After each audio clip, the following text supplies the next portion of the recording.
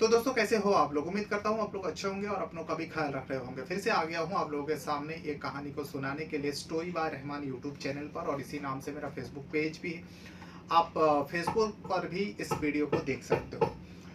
तो आज का कहानी मैं शुरू करूँ उससे पहले मैं आप लोगों को एक चीज़ बताना चाहूँगा। अगर कोई किसी का मर्डर करता है, यानी एक हत्यारा, जब वो पुलिस के हाथ में चढ़ जाता है, पुलिस उसे पकड़ लेती है, उसके बाद जब पुलिस का सवाल जवाब उससे होती है, वो अपने सुध-बुध क्या खो देती है।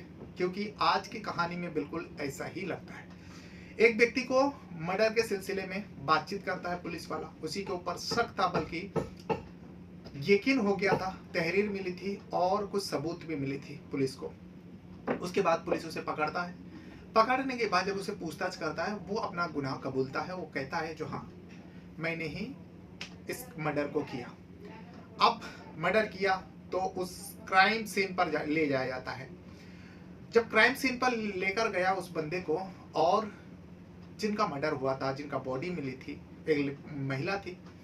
जब उस महिला की तस्वीर उस व्यक्ति को दिखाया जाता है तो वो व्यक्ति मुकर जाता है। वो व्यक्ति कहता है जो साहब, मैंने तो इस महिला को नहीं मारा, बल्कि मैंने तो दूसरा महिला को मारा। अब इसे पुलिस हैरान हो जाता है, क्योंकि महिला के घर वाले जो है उस व्यक्ति के ऊपर 100% शक जताया। वो व्यक्ति कबूलता है जो मैंने मर्डर किया, और जहां पर लेकर गया उस क्राइम सीन में भी उस व्यक्ति ने बताया हाँ, इसी जगह पर मैं मारा हूं। लेकिन आप जो तस्वीर दिखा रहे हो, ये जो महिला की तस्वीर आप दिखा रहे हो, मैं इस महिला को मारा नहीं। अब पुलिस हैरान हो जाता है, ये व्यक्ति सब कुछ सच बता रहा है, जो मर्डर किया वो भी कबूल रहा है, इसी जगह पे मारा है जिस जगह से बॉडी पुलिस को बरामद हुई है। फिर ये व्यक्ति ऐसा क्यों कह रहा है, जो आप जो तस्वीर दिखा रहे हो इससे मैं नहीं मारा, दूसरे को मारा। और जिस महिला की तस्वीर थी, जिसका मर्डर हुआ था, उसके घर वाले ने इस महिला को पहचान लिया। तो फिर ऐसा कैसा? क्या घर वाले से मिस्टेक हुआ अपने घर के लड़की को, अपने घर के महिला को पहचानने में, या फिर ये व्यक्ति जानबूझकर पुलिस को उलझा रहे हैं? तो पुलिस ने दो एक सवाल और किया। चलो ठीक है, माना तुमने इस महिला को नहीं मारा, तो फिर तुमने किसको मारा? वो व्यक्ति एक ऐसी महिला के नाम बताते हैं। जब पुलिस उसके बारे में पता करता है और उस महिला के घर तक पहुंचता है, तो पता चलता है हाँ, वो महिला भी 3 महीने से गायब है। और उसके दोस्त लोग ये भी कहता है जो हाँ, उस व्यक्ति के साथ ही वो लिव इन में रहती थी, और उसी व्यक्ति ने मार दिया उनके।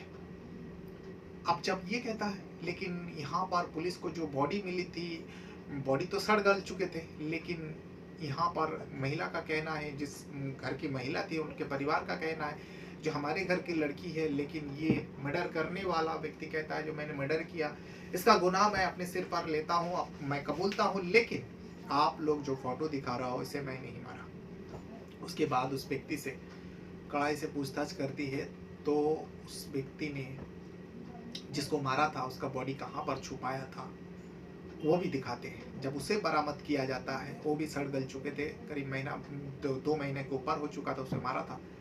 और ये जो दूसरी लाश मिली थी, इस महिला को किसने मारा था? वाकई पूरी घटना सुनने के बाद आप भी हैरान हो जाओगे। तो आज मैं इसी घटना को सुनाने जा रहा हूँ। घटना है नवसारी डिस्ट्रिक्ट का, और ये नवसारी डिस्ट्रिक्ट जो है गुजरात के अंदर आती है। आप जैसे कि जानते हो, गुजरात में बहुत सारे मिलें हैं। वैसे ही एक राइस मिल है, चावल चावल का मिल है, हाईवे, नेशनल हाईवे किनारे पे है।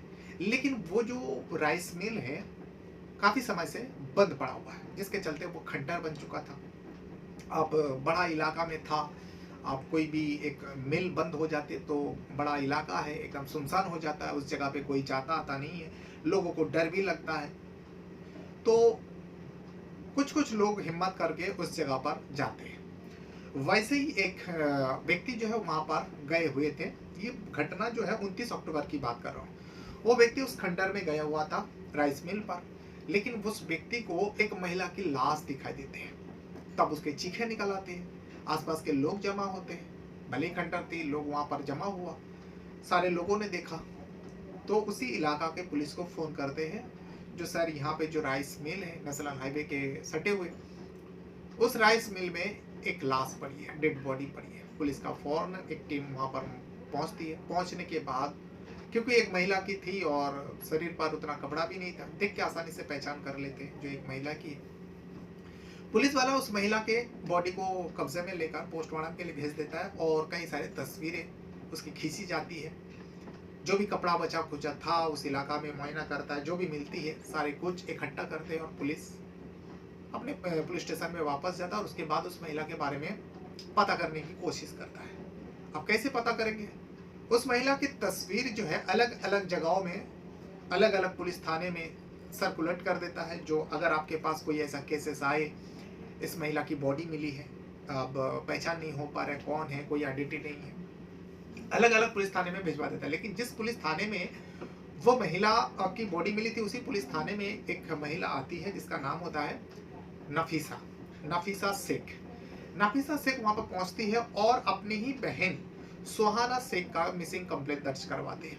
आप सुहाना शेख का तस्वीर जो है नफीसा के पास थी, तो पुलिस वाले ने उस तस्वीर को देखा और पुलिस वाले को जो बॉडी मिली थी, पुलिस वाले ने उस बॉडी की तस्वीर और कुछ कपड़ों की तस्वीर जो है नफीसा को दिखाता है। देखने के बाद ही नफीसा रोने लगती है और कहने लगती है, जो सर ये तो मेरी ही बहन सुहाना शेख की कपड़ा है और ये बॉडी सुहाना शेख की है।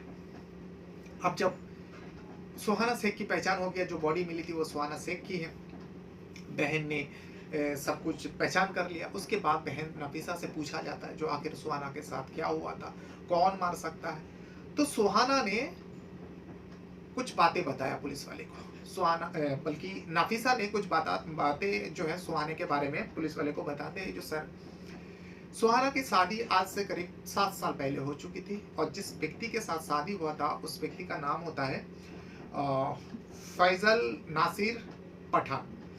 फैजल नासिर पठान जो है पिछले 1 साल से वो मेरी बहन के साथ नहीं रहता और मेरी बहन जो है सुहाना शेख मेरे साथ ही रहती थी, लेकिन 3 महीने हो चुका है करीब, मेरी बहन गई है और वापस नहीं आया। तब से मैं इधर उधर तलाश करने की कोशिश करती हूँ, लेकिन आखिरकार मैं पुलिस में आया और पुलिस में मिसिंग कंप्लेंट दर्ज कराने का सोची। तब फैजल नासिर पठान के बारे में नफीसा ने बताया, जो उसका शौहर है।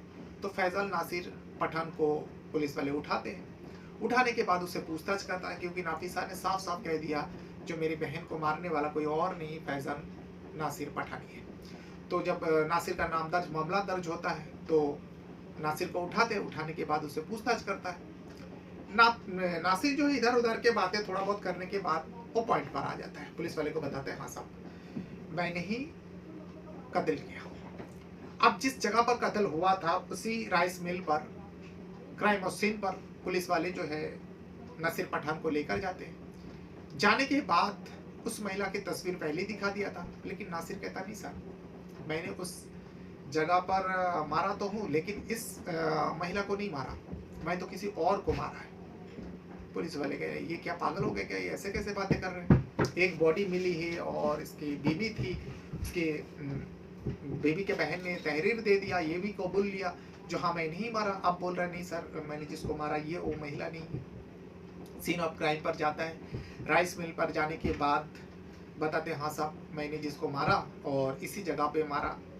तो उसके बाद पुलिस वाले पूछता है अच्छा चलो ठीक है तुमने इस महिला को नहीं मारा, शायद तुम्हारे उस महिला को पहचानने में मिस्टेक हुई होगी, तो फिर तुमने किसको मारा? तो नासिर पठान इसमें कहता है साहब मैंने जिसको मारा है उसका नाम रिया है और रिया मेरे साथ कुछ समय से लिव इन में रह रही थी और इसी के चलते मेरे पति पत्नी में झगड़ा हुआ। मेरी पत्नी रूठ कर वो अपनी बहन के पास जाकर रहने लगी और हम दोनों के बीच में एक बेटा भी है, 4 साल उम्र है। वो बेटा जो है मेरी माँ के साथ यानी अपनी दादी के साथ रहते हैं। नासिर पठान ने सब कुछ तहरीर दिया। अब कहते हैं जो जिसे मारा है, जिसका बॉडी मिली है उसका नाम रिया है। अब रिया के बारे में जब पूरा डिटेल नासिर ने दे दिया तो पुलिस वाले ने सोचा चलो वेरीफाई करते हैं क्या नासिर इसमें सच बोल रहे हैं या इसमें भी कुछ इधर उधर कर रहे हैं। तो इसीलिए रिया के बारे में पता करते हुए रिया के घर तक पहुंचता है। तो रिया के घर वाले ने कह दिया हाँ साहब, रिया की तस्वीर दिखाते हैं तो लोग रोने लगते हैं। उसके बाद सब कुछ बताता है जो हाँ रिया घर छोड़कर नासिर पठान के साथ लिव इन में रह रही थी और करीब 3 महीना हो गया और सालों से उन लोगों का चक्कर है। उसके चलते नासिर का घर भी टूटा, उसका बीबी उसको छोड़ के चले गए और ये जो बॉडी मिली है, जो तस्वीर आप लोग दिखा रहे हो, ये हमारी बेटी रिया की है। पुलिस वाले कंफ्यूज हो जाता है। यहाँ नफीसा बता रही है मेरी बहन की बॉडी मिली है और वहाँ रिया के घर वाले बताते हैं तो यहाँ नासिर भी मान जाता है जिसे मारा वो रिया है, रिया के घर वाले भी पहचान कर लेते हैं जो ये रिया है। तो फिर नफीसा बार बार यही क्यों कह रही है जो ये सुहाना शेख की बॉडी है, मेरी बहन की बॉडी है। अब पुलिस वाले सोचते हैं चलो ठीक है, एक बॉडी मिला है, हो सकता है ये रिया का हो या फिर सुहाना का हो, लेकिन दो महिला गायब होने की यहाँ पे बात आती है। अगर ये रिया की बॉडी है तो सुहाना शेख कहाँ है? जब सुहाना शेख के बारे में नासिर से सख्ती से पूछा, क्योंकि उसकी पत्नी थी, तो नासिर इधर उधर बात करते करते फिर से वो मुद्दे पर आ जाता है और पुलिस वाले को सच बताता है जो साहब सुहाना शेख का भी बॉडी उसी राइस मिल के अंदर ही है और मैं उसे दफना चुका हूँ। पुलिस वाले हैरान होकर सुनते, फिर उसके बाद पुलिस दल बल के साथ नासिर को लेकर उसी राइस मिल पर पहुंचता है। दो मजदूरों को बुलाता है, गड्ढा खोदा जाता है और एक गड्ढे खोद कर नफीसा बल्कि सुहाना शेख का बॉडी को बरामद करते हैं, कुछ कपड़ा उसमें से भी निकालते हैं और जब नफीसा को दिखाया जाता है, नफीसा इसमें भी पहचान कर जाते हैं और उसका डीएनए से पता चलता है जो गड्ढे में दफन थी वो सुहाना शेख के, और जो बाहर बॉडी मिली थी जो सबसे पहले दिखाई दिया था लोगों को वो रिया की बॉडी थी। और ये दोनों कत्ल जो है नासिर ने किया। अब नासिर से ये जानना था दोनों कत्ल आखिर क्यों किया। चलो पत्नी से विवाद जानना था, लेकिन इतना भी ज्यादा विवाद नहीं था कि तुम उसका मर्डर कर दो, फिर रिया के साथ ऐसा किया हुआ जो रिया का भी तुमने मर्डर कर दिया। तो इसमें फैजल नासिर पठान कहते हैं जो सब रिया के वजह से ही सुहाना छोड़कर मुझे चली गई थी और वो अपने बहन के साथ रहती थी, लेकिन हम दोनों के बीच में एक 4 साल का बेटा है। बेटा के वजह से हम दोनों कभी कभार मिल जाते थे और जब भी मिलते थे सुहाना शेख उसी रिया को लेकर लड़ पड़ते थे, झगड़ पड़ते थे। मैं उसे मनाने की कोशिश करता जो चलो जो भी हुआ भूल जाओ, आ जाओ साथ में, लेकिन उस टाइम रिया मेरे साथ लिविंग में रह रही थी और सुहाना शेख किसी भी हाल पर मानना नहीं चाहती थी, क्योंकि मैं अपने बेटे के लिए सुहाना को मनाना चाहता था, लेकिन सुहाना मानने को तैयार ही नहीं था। इसी बीच मुझे आ जाता है गुस्सा और मैं एक प्लान के तहत सुहाना को लेकर उसी राइस मिल पर जाता हूँ। मुझे पता था ये खंडर बन चुका है, यहाँ कोई आता जाता नहीं है, सुनसान जगह है। सुहाना शेख को यानी मेरे पत्नी को लेकर मैं उस सुनसान जगह पर जाता हूँ, फिर से उसको मनाता हूँ, लेकिन वो मानती नहीं और मैं उस वक्त उसको मर्डर कर देता हूँ। मर्डर करने के बाद गड्ढा खोद कर सुहाना को दफना देता हूँ। अब यहाँ पे सुहाना का चैप्टर खत्म हो जाता है। नासिर पठान ने पुलिस वाले को तहरीर दे दिया। अब जानना था रिया के वजह से ये सारी घटना हुई है, तुमने अपनी पत्नी से अलग हुआ, तुम पत्नी को मार दिया, फिर रिया के साथ ऐसा क्या हो गया जो रिया को भी तुमने मार दिया। इसमें नासिर पठान कहता है जो साहब रिया भी कुछ दिनों से मुझे बहुत परेशान कर रही थी और पुलिस ने पूछा इसी जगह को क्यों चुना। तो इस बार नासिर कहता है जो मेरे पत्नी को 3 महीना पहले मैंने मार दिया था, उसके बाद मैं यहाँ देखने के लिए आता था जो कहीं किसी ने बॉडी के ऊपर नजर तो नहीं डाला, कोई खुदाई तो नहीं हुआ, किसी को बॉडी दिखाई तो नहीं दिया, क्या हलचल हो रही थी यहाँ पर, तो इसीलिए मैं आता था। जब रिया मेरे साथ रह रही थी तो रिया को लेकर भी मैं कभी कभार इस सुनसान इलाका में आता, टाइम पास करता, बैठ के बातें करता और इसी जगह पर रिया और मेरे बीच में भी लड़ाई होने लगी। जब लड़ाई होने लगा फिर से मैं वही कर देता हूँ जैसे सुहाना अपनी पत्नी के साथ किया था। उसी राइस मिल में मैं रिया को भी मौत के घाट उतार देता हूँ। मौत के घाट उतार देने के बाद रिया की बॉडी को मैं गड्ढे में छुपाना चाहता था, लेकिन ज़्यादा देर हो गई थी। जिस दिन मैंने उसको मारा 29 अक्टूबर की बात है और इसीलिए मैंने सोचा चलो आज थोड़ा देर हो गया, बॉडी तो यहीं पड़ी रहेगा, कल आऊँगा फिर गड्ढा खोदूंगा और उसको दफना दूंगा। लेकिन मुझे पता थी जो इस जगह पे कोई आएगा नहीं, एक मैं ही वहाँ भटकते रहता हूँ। लेकिन फिर दूसरा दिन मैं जाने का सोचा, लेकिन उससे पहले ही किसी ने रिया के बॉडी को देखा, आप लोगों को खबर दिया, आप लोग आया और ये पूरा सच्चाई लोगों के सामने आ गया और मैं पकड़ा गया। इस पूरी बात को सुनने के बाद पुलिस हैरान हो जाता है। पुलिस उस फैजल नासिर पठान के ऊपर डबल मर्डर का चार्जेस लगाता है, कोर्ट पेश करता है, कोर्ट उसे जेल भेज देता है, लेकिन सजा मुकर्रर नहीं हुआ, अभी हाल ही का घटना है। लेकिन इस घटना में एक बात तो साबित होती है, जब कोई व्यक्ति एक मर्डर करता है या दूसरा मर्डर करता है या तीसरा मर्डर करता है या कितने भी मर्डर कर ले, इसमें पता चलता है उसका जहन जो है, उसका जो दिमाग की जो हालत है वो नॉर्मल नहीं रहती।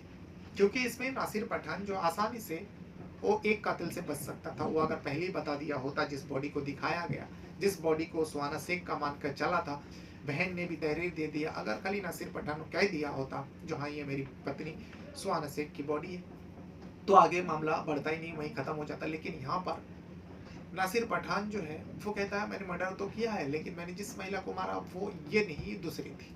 वहीं पे पुलिस भी उलझ जाते हैं और पुलिस आगे की तफ्तीश करते करते फिर एक मर्डर का सच्चाई सामने आता है। तो ये तो पूरा घटना है जो गुजरात प्रदेश का नवसारी डिस्ट्रिक्ट में घटी थी।